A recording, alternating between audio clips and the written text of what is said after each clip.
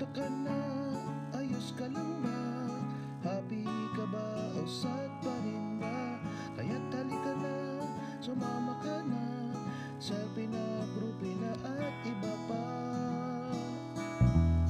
Bata matanda, biyuda at biyuda, may asawa man o kaya'y wala.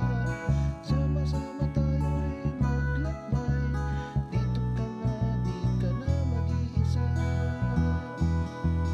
Bebop, bebop na tayo, bebop, bebop na. Let us be hip and let us up, tara sa munting tahanan, tahanan ni Kristo.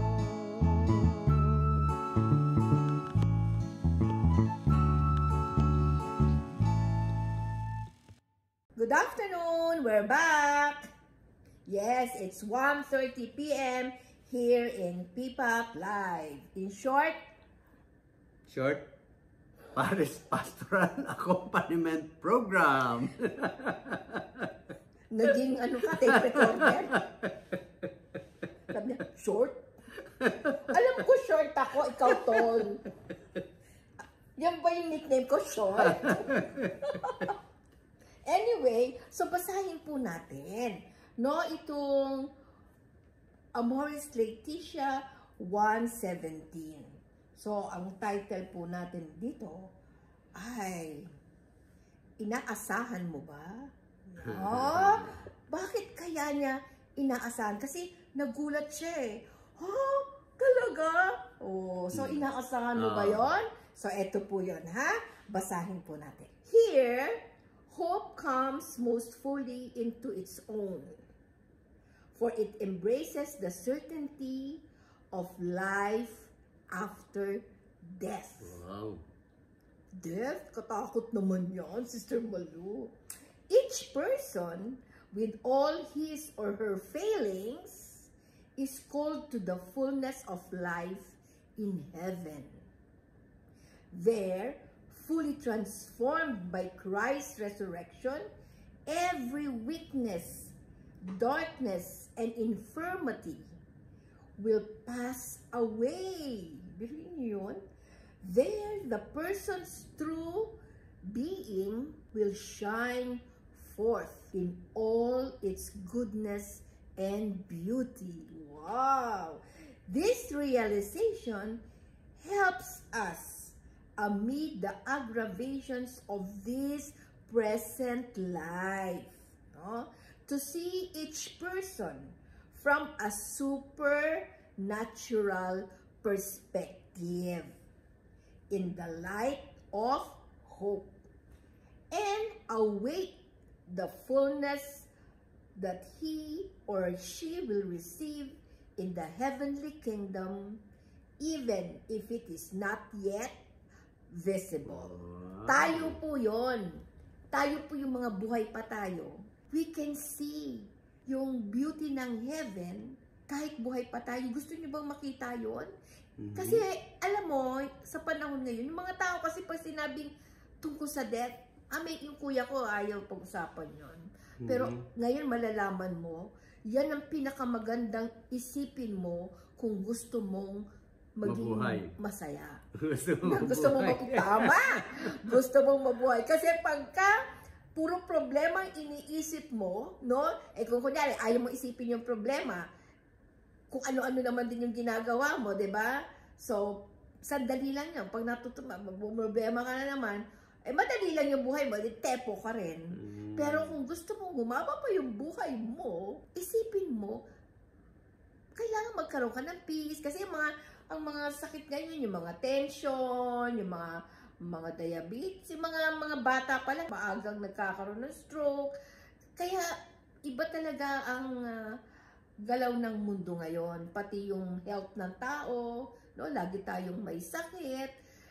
Pagka umupo ka sa isang corner, tapos nag-iisip ka lagi, naku, ano kayang mangyari? Paano ako pag nawala ako? Yung ganito ko, yung ganyan ko, sinang mag-aalaga, sino ay yung aking mga ari-arian, no? Diba? Yung business ko. So, marami kang pinoproblema. But if you think, no? Sabi daw, tignan mo daw ang tao from a supernatural perspective. Supernatural. Lalagpas ka, no, sa human being. So, pag tinignan mo yun, makikita mo yung light of hope. Yan yung importante, yung light of hope na, yan yung nag-aantay sa iyo in the fullness, no? Yan yung magiging, kahit na gaano ka, example, kunyari, may sakit ka. Ako nga lahat ng klaseng sakit na punta na ata sa akin, Pero, or lalo na yung mga, alam nila yung parang may mga tani, mga ganon. So, negative ang dating sa kanya, pero kahit yung mga taong nakatingin sa kanya, parang negative. Pero, pag tinignan mo siya from the supernatural point of view, at yun din babaeng yun, na may sakit na yun, nakatingin din, yung pananaw niya sa sarili niya is from a natural view, hindi siya malulungkot. Masaya siya kahit na alam niya na mamamatay na siya. No? Alam niya na may tanin siya. Masaya ang aura niya. Kasi, yun ang tingin niya sa sarili niya. Na yung sinabi dito na he or she will receive in the heavenly kingdom every weakness. O, di ba? May sakit siya. Lahat ng weakness, darkness, and infirmity will pass away. So, ibig sabihin, may katapusan ang paghihirap mo. Yun. Kaya pala, yung iba sinasabi, pagka namatay na, sabi, that is the final healing. Yes. Ibig sabihin, healing pa rin kasi yung final healing is yung healed na siya. Kasi tayo pag sinabi, ay patay na, wala na. Hindi. Dun pa lang, dun siya sasaya. Kaya itong natin to, itong topic na to, maganda to para lalong-lalo na dun sa yung mga nega sila sa mga may namamatayan, o kaya yung sobrang depressed na nakala niya wala nang hope. If you think of this, no, yung, kasi ako po, wala naman akong cancer, no, pero ako po, iba na po yung thinking ko. Minsan po nagising ako ng umaga, pagkatapos nagpunta kami sa simbahan, tapos nagpipray ako, sabi ko, syempre pipray mo, Lord, thank you nagising ako, kasama ko na naman yung pamilya ko, yung buhay ako. Pero kanina, sabi ko, Lord, parang naiba, sabi ko, Lord, thank you kasi binigyan mo pa akong chance na maging mabait.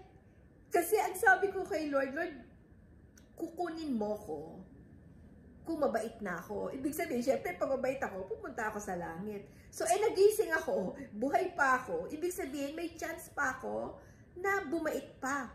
Kasi, yung gusto pa ni Lord na mangyari sa akin. Or sabi nga ng iba, may mission ka pa. Diba? Pero, minsan, masyadong malawak kasi yung mission, di ba? Minsan, hindi mo pa na-feel. Pero, yung bumait ka lang sa buhay mo, mission na rin yung para sa sarili mo And, lalawak yun. Yun ang ibig sabihin nun. So, sabi nga dito na each person with all his or her failings, biro mo failings, pag sinabi sa mundo, yung word na failing, nakakalungkot, di ba? Is called to the fullness of life in heaven. Di mo? Hindi ba yan hope sa inyo? Akala nyo ayoko na di mabuhay. Hindi. No, yung sinasabing failing mo, pag sa langit, wala na yung pasado. Kaya, kaduktong to nung ating sinabing pasado lahat. Yan.